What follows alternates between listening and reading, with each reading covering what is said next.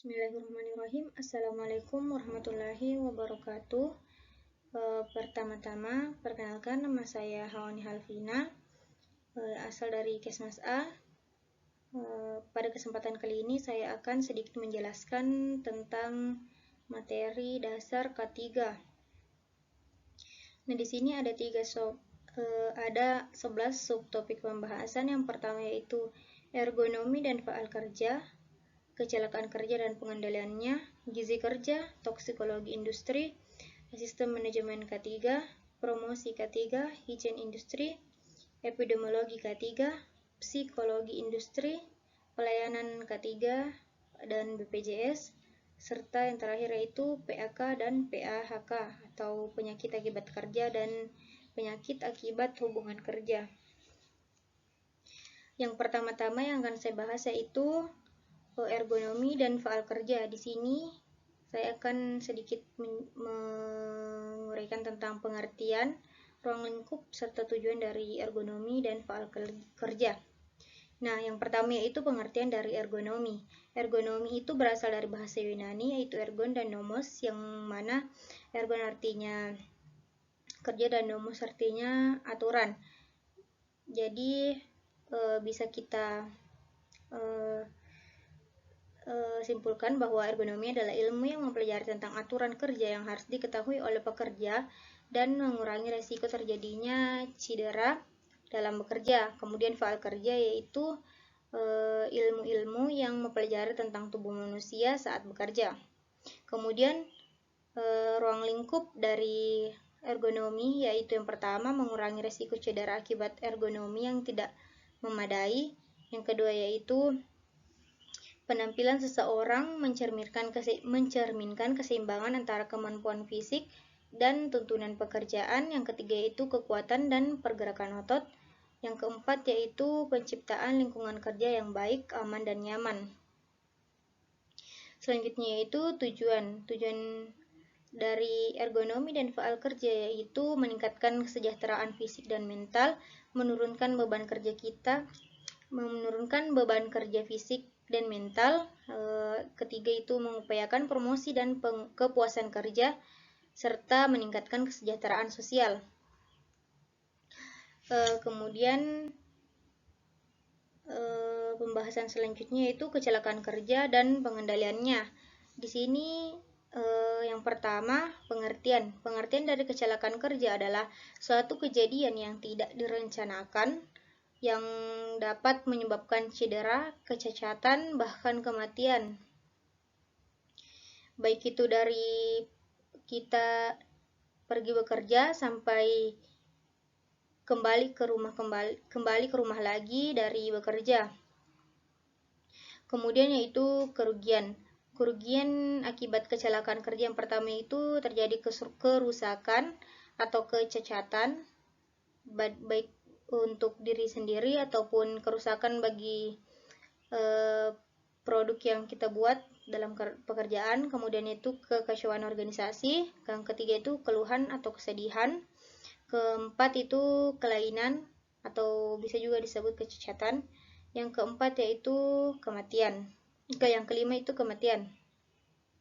Kemudian faktor penyebabnya itu yang pertama oleh manusia atau pekerjanya. Faktor penyebab kecelakaan kerja satu ini contohnya adalah perilaku manusia, pelatihan keselamatan dan kesehatan yang diberikan hingga penggunaan APD atau alat pelindung diri.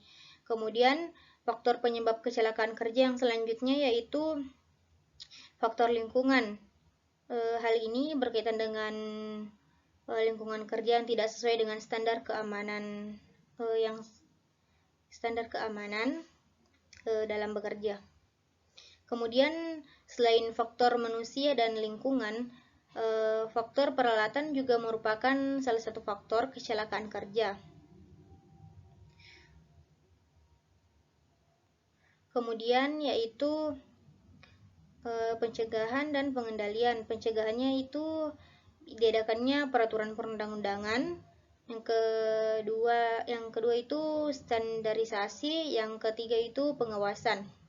Kemudian pengendaliannya itu bisa dilakukan pemasangan rambu K3, kemudian penggunaan alat pelindung diri, kemudian pemeriksaan APK atau alat pengamanan kerja atau APK.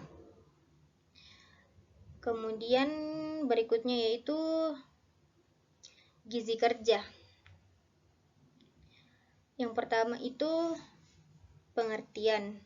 Gizi kerja adalah nutrisi atau kalori yang diperlukan oleh tenaga kerja untuk memenuhi kebutuhan energi sesuai dengan pekerjaannya. Tujuannya yaitu untuk meningkatkan kesehatan tenaga kerja dan untuk meningkatkan produktivitas tenaga kerja. Adapun kebutuhan gizi, terutama energi, dipengaruhi oleh faktor usia, ukuran tubuh, dan juga jenis kelamin. Faktor lain ya penentu kebutuhan gizi yaitu jenis pekerjaan atau aktivitas yang dilakukan sehari-hari. Kemudian yaitu keadaan fisiologis, keadaan khusus seperti pada pemulihan kesehatan dan anemia, dan juga keadaan lingkungan kerja. Kemudian toksikologi industri. Nah, toksikologi industri ini berasal dari kata toksikologi dan industri. Toksikologi itu berasal dari bahasa Yunani yaitu toksik dan logos. Nah, toksik itu berarti racun dan logos artinya sains atau pengetahuan atau ilmu. Jadi dapat kita simpulkan bahwa toksikologi industri yaitu ilmu yang mempelajari dampak negatif dari bahan kimia atau racun dalam bekerja atau dalam melakukan sebuah pekerjaan industri. Kemudian klasifikasi bahan kimia berbahaya. Yang pertama itu bahan kimia beracun, bahan kimia korosif, bahan kimia mudah terbakar, bahan kimia mudah meledak, bahan kimia yang oksidator, bahan kimia berbahaya, gas bertekanan, bahan kimia karsinogenik. Yang ke-9 bahan kimia berbahaya untuk lingkungan atau dangers of environment. Kemudian yang ke-10 yaitu bahan kimia iritasi. Adapun cara masuknya, yang pertama itu bisa melalui inhalasi atau pernafasan, menghirup oksigen. Pada umumnya jalur masuknya toksikan itu bisa berwujud debu atau partikel gas, bisa juga melalui asap atau uap. Kemudian yang kedua itu kontak kulit. Kontak kulit bisa menjadi jalur masuknya toksikan yang berwujud cair, bisa juga yang berwujud padat. Kemudian mata. Bagian mata itu sangat sensitif dan bisa menjadi jalur masuknya toksikan atau racun karena bisa diserap oleh pembuluh darah mata dan kemudian disebarkan ke seluruh tubuh. Kemudian yang keempat yaitu ingesti atau toksikan bisa masuk ke dalam tubuh melalui mulut atau dengan cara tertelan. Kemudian yaitu injeksi. Toksikan bisa masuk melalui luka atau iritasi pada tubuh. Maka dari itu cara kita untuk mengatasinya, yang pertama yang melalui inhalasi lebih baik menggunakan masker saat bekerja. Kemudian yang kontak kulit kita bisa menggunakan APD seperti baju lengan panjang. Kemudian mata kita bisa menggunakan kacamata. Ingesti kita bisa melakukan cuci tangan sebelum makan menggunakan sabun. Kemudian yang injeksi itu kita bisa ketika ada luka kita langsung menutupnya menggunakan perban atau Hansaplast. Selanjutnya yaitu SMK 3 atau Sistem Manajemen Kesehatan dan Keselamatan Kerja. Pengertiannya yaitu bagian dari sistem manajemen perusahaan dalam rangka pengendalian risiko yang berkaitan dengan pekerjaan guna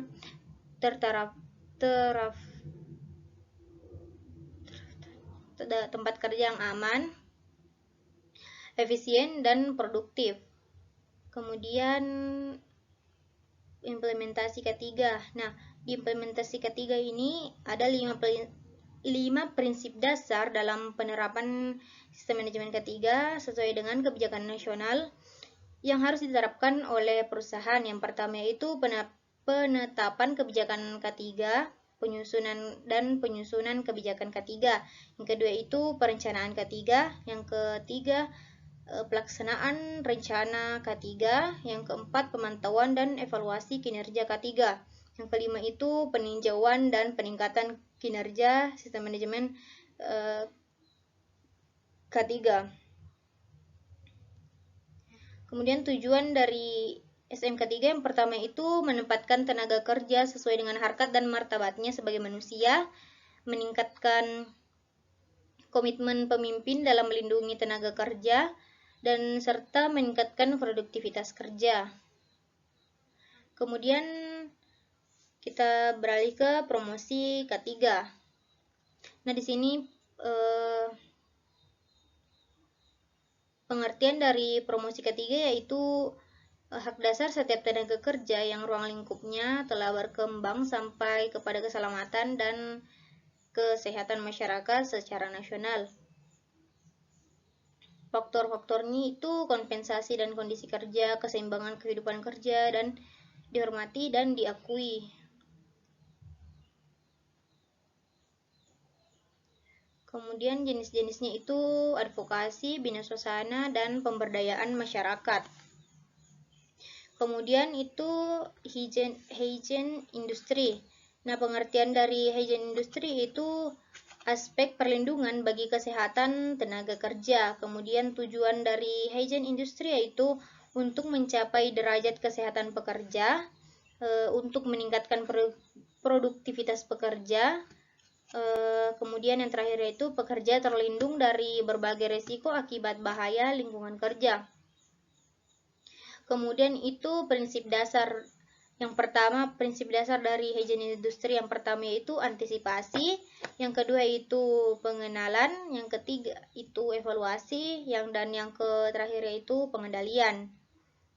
Kemudian pencegahan. Nah, pencegahan yang dilakukan yang pertama itu substitusi, yang kedua itu ventilasi umum, yang ketiga itu menggunakan pakaian pelindung atau APD.